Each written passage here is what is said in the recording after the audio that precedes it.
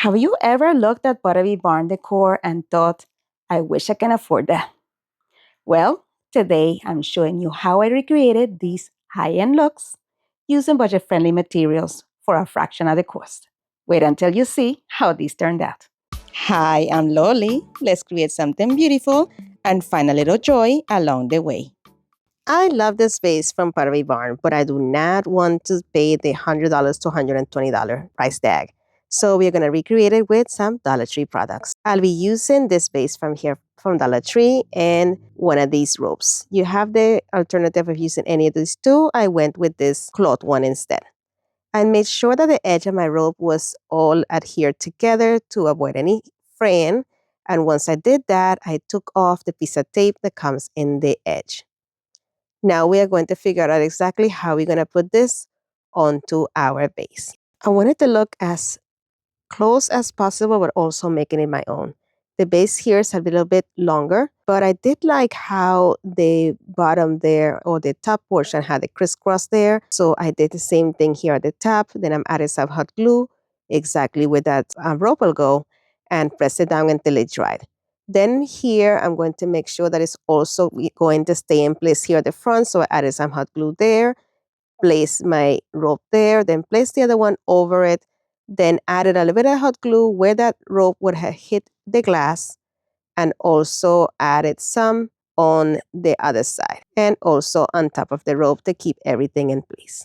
Now I'm trying to figure out exactly how I want this angle and how far down onto my base. So here, I am happy with it being right here towards the bottom. So I'm going to take this edge right here and tack it down, making sure that my end is looking downward in an angle. So when I cross this one here, it looks like it's two pieces pretty much united there. So I'm going to add hot glue in that section there and tack this very closely to the other edge. And this is going to allow me to take this other piece right here and wrap it towards the front so it would look as a one continued piece as I did in the inspiration piece as well. But here I went a bit lower than the inspiration piece had. So I'm going to place it right here at this level, and I'm adding hot glue, pressing it down.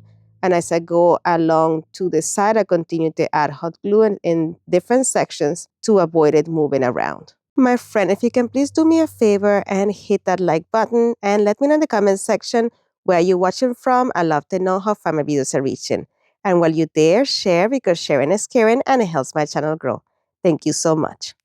All right, once I got here to the end, I'm going to add hot glue in between the bristles. This is just so the bristles stay together as I cut it. So we're going to go ahead and cut it as straight as possible, and then add a little bit of hot glue on the edges here as well to kind of close up and make that look a lot neater.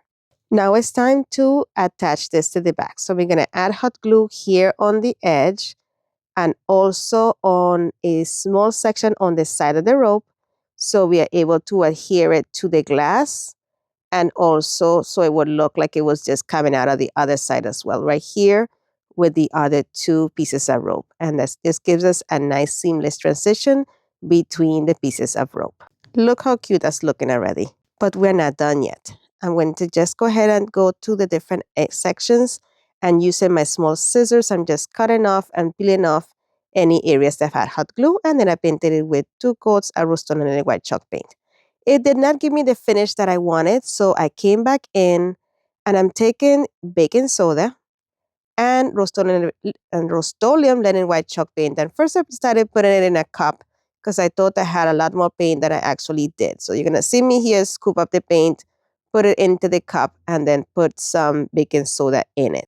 Well, it turns out I did not have that much paint in it, so I ended up taking that whole mixture and just pouring it back into the paint can. I added some more baking soda into it and stirred it up with a dowel rod. Once it was smooth and the consistency that I wanted it and as green as I wanted, I just took it and put it all along all of the nooks and crannies of the vase and make sure that I was going in one direction. And this gave me more of a stone finish. Now I'm taking some of this camel color from Folk Art, And I'm going to use the same brush that I used to apply the white. So I'm just going to go ahead and just kind of like heavy distress this with it. I'm just putting it all over the place because if you notice the inspiration piece was more of a, I would say that's like an ivory color to it. So, and it had some white peeking through and some of this dark caramel color as well.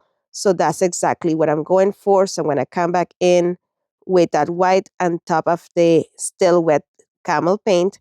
And that blended so beautifully to the color that was very, very close to the original inspiration piece. So I just kept doing that until it was fully covered, but at the same time, making sure that I had some areas in which you can see still the dark camel color, because we do want to have the variation as you see there.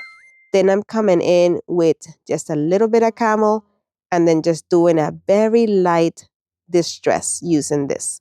And I kept going until I was happy with the finish. I made sure that I also did some on the rope, so that was also nicely highlighted, and we have also some of that white peeking through. And that is it for this one. Let me know what you think about this project. I absolutely love it.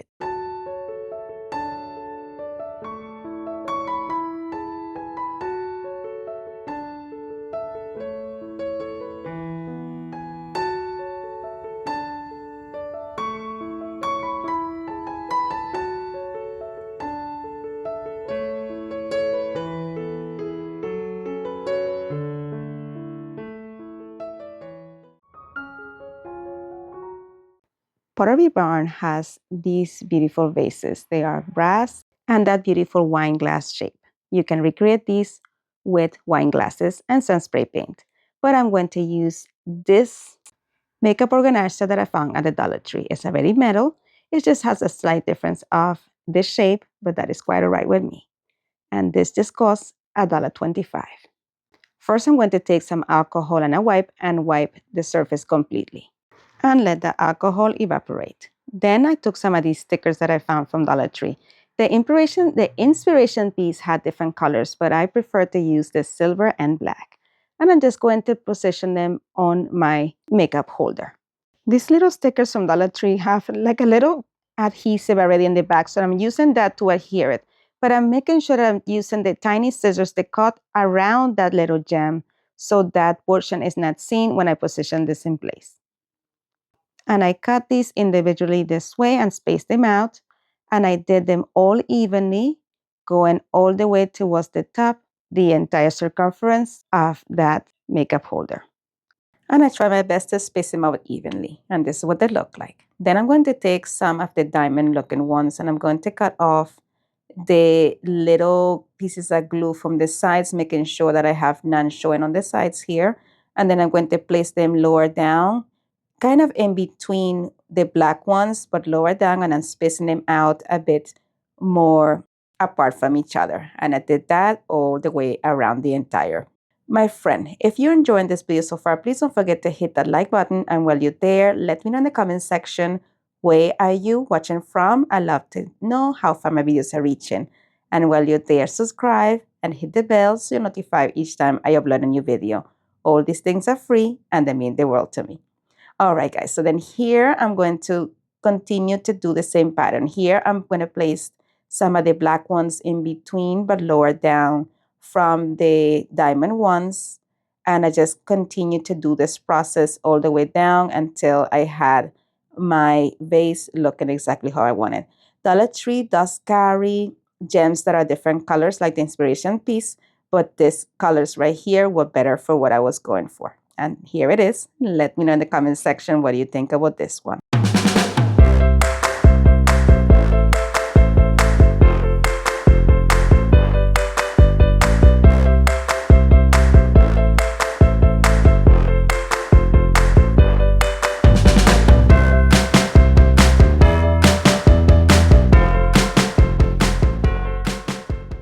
my friend. Today's video is part of the DIY Inspiration collaboration, and this month is all about Pottery Barn dupes. And this is hosted by my friend Katie from Lady Red Craft and myself, Loli from Loli's Creations. And this month we have the privilege of having Michelle, the Southern Shell, as our guest host. The links to our channels and to the playlist will be linked in the description box below. Please be sure to go over to the playlist and show everyone some love. I was inspired by these two beautiful ceramic pieces from Pottery Barn and West Elm. Did you know that both these companies are part of Williams-Sonoma and they are the same company? Well, we are going to go ahead and recreate this. I'm going to use two of these Philly plates that I found at my local Dollar Tree. I'm going to remove the tag off of them, and then I'm going to stick two of these together to make it a thicker plastic. If you just use it just by itself like that, it is quite flimsy. But once you add two of them together, you have a much more stable tray. And to glue them together, I'm just going to add a generous amount of hot glue inside, in between both of those. First, I wanted to make sure that everything matched correctly and that my edges will also match, and they did. And then I added a nice amount of hot glue all the way around on the edges here in the middle, everywhere I could. And then I matched it exactly as I had it before and held everything in place. It was kind of tricky to hold the edges as I was doing this, but you kind of have to. And you can see the glue in the middle there, but that is fine because we are going to take some of my Rust-Oleum linen white chalk paint and some baking soda, and we're going to mix it together to create that cement or ceramic look. I had very little of the paint left on here, so I just added the baking soda onto my can of paint, mixed it well, and then I'm going to give about 3 coats of this to my tray. And then I'm going to set it aside to dry. Make sure that you add it to your edges, as you see right here, to remove any kind of gaps you might have between the two trays. And I did 3 coats with it. Once it was dry, I took a piece of sandpaper, I think this is 120 grit, and I'm just sanding off any areas that I think they're a little bit too rough. And if you prefer the texture, just leave it as it is. Once I was done, I had a little bit of areas that had a little bit of missing paint. So I'm going to come in and go ahead and paint that over, but I wanted to remove the excess dust, and I'm just using my hand vacuum for that. And I just touched up any areas that were missing paint. And that's it. Let me know what you think.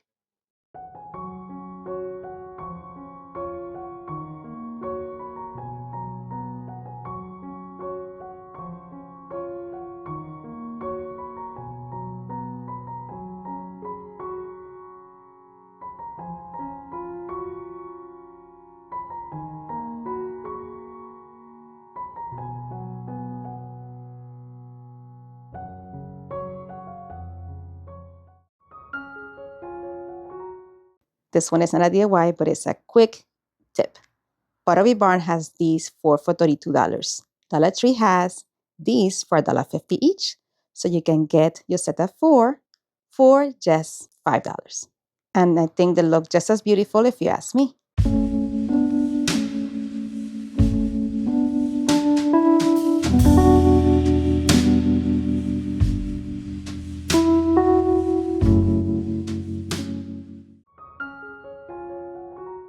Pottery Barn has this set of placemats, 4 of them for $66. We are going to recreate it for a fraction of the cost. We will be using some of these hula skirts from the Dollar Tree. I took the hula skirts and I'm going to separate them. I'm going to unroll them completely. For now, I'm going to leave the jute cord right where it is. I folded it in half, as you see there, and I'm making sure that all the strands are all detangled and organized. Then I'm going to portion this into a couple of pieces. I decided to do a total of 9 pieces. That way it will be a lot easier to braid. We're going to take these and we're going to braid them. Spoiler alert. So I just separated them, as you see right there. I cut off that section. I tied that onto my post there where my light is. You can see it on the camera, but I have a little post there. Another option will be to tape this to your table surface as well with some strong tape. Don't be like me. Don't use this super weak masking tape on a rubber surface. This wasn't my brightest moment. But you know what? We're going to try the beginning like this, okay? This is another option. But if you do it, I will say, please go ahead and use a stronger tape.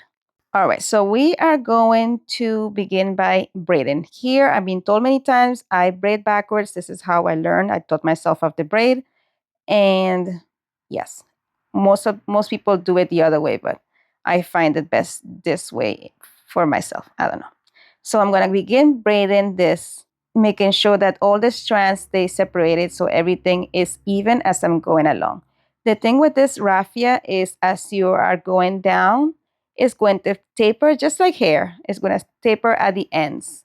So we're going to go as low as we can, going like this, just crisscrossing it one on top of the other, making sure that each one was staying in place. And then here you see how my tape started failing me. This is the first time I started. After I had this fiasco, I just kept my jute cord long on each one of the pieces, and I just tied that to the pole I have on my table and braided it that way instead.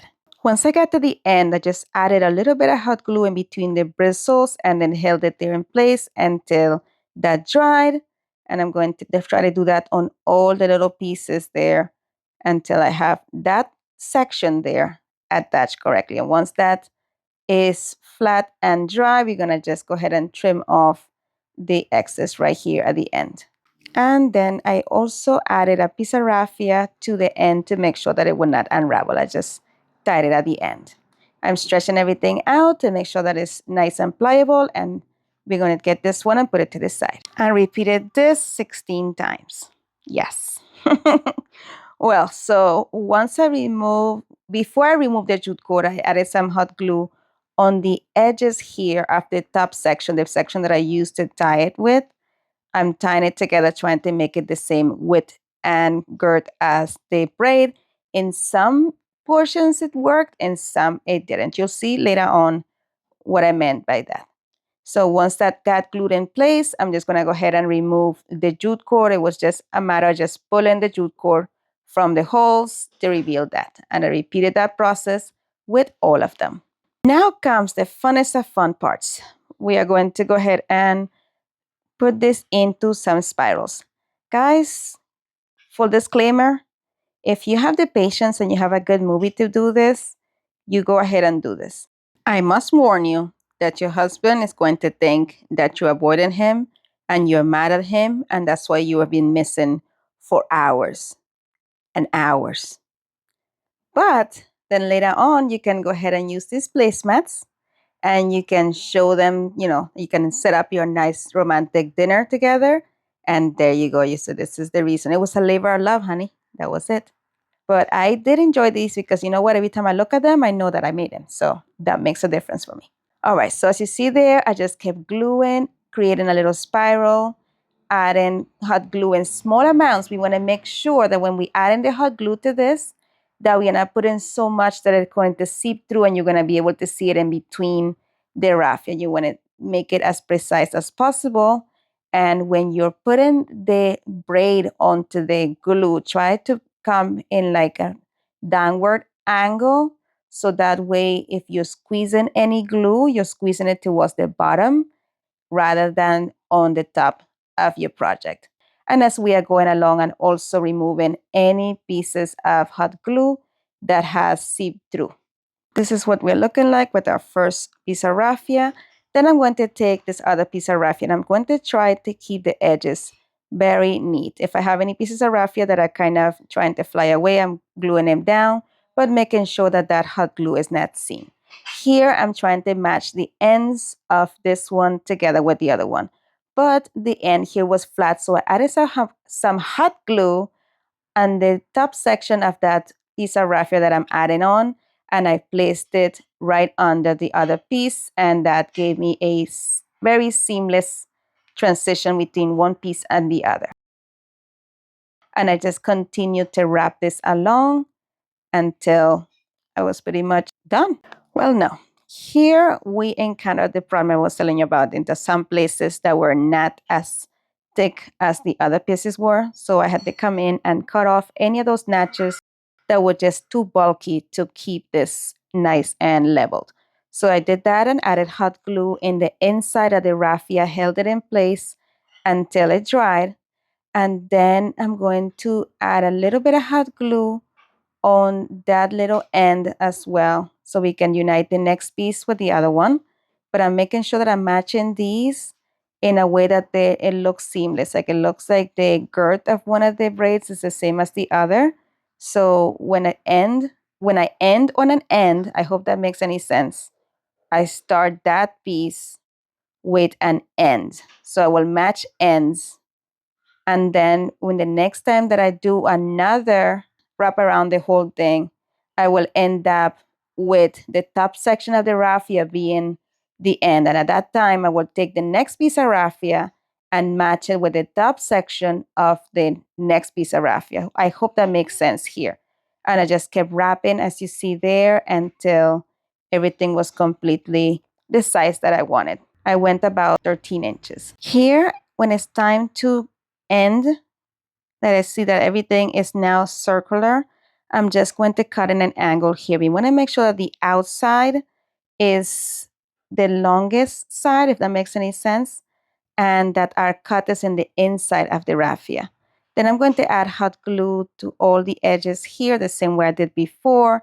And then now I'm adding some hot glue on the entrance of that raffia, also along that edge. And then make sure that we add hot glue to that entire section there. And then carefully, we are going to put this very close to the end there. So it's a nice circle and it looks nicely tapered. And we repeated that twice. You can go ahead and do 4 if you like. What do you think of these?